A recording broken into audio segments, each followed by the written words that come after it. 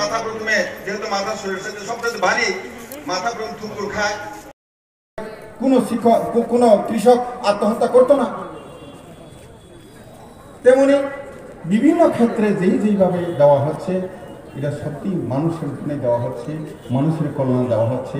কারণ আমার রাস্তা থেকে আরম্ভ করে সব কিছু যে স্কিম দেওয়া হচ্ছে সম্পূর্ণ গরিবের কল্যাণের জন্য দেওয়া হচ্ছে।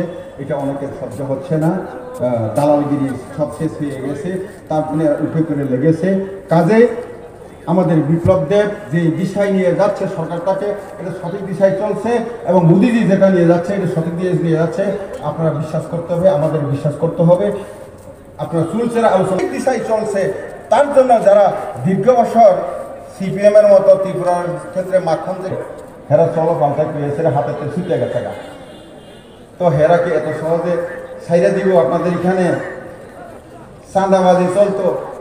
গত করোনা ভাইরাসে আমরা যে 2.5 লক্ষ আমাদের কালেকশন করতো, কইরা ছাইরা অর্ধেকের বেশি পার্টি হিলে রাখিয়া দিত, কয়েকজন মাইরা লইয়া দিত, আর বাকি দিলে দিছে, না দিলে কোনো হিসাব ঠালক নাইলে।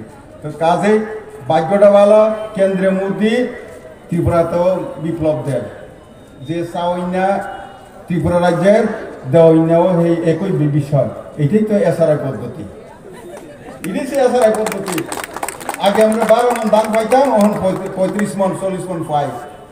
কেন্দ্রে যে রাজ্যে এটাই তো এছাড়া। আর বিশেষ করে মনে রাখবেন, দীর্ঘ 6 বছরের উপর, প্রায় 7 বছর চলে ভারতীয় জনতা পার্টি সরকার আসার পর 1700-এর উপর আমাদের এমএলএ, এমএলসি, এমপি আছে, কিন্তু কোথাও একজনের কাছেও আপনার পাবেন না ভ্রষ্টাচার হয়েছে। এত ইলেকট্রনিক্স মিডিয়ার মতো এটা হয়নি।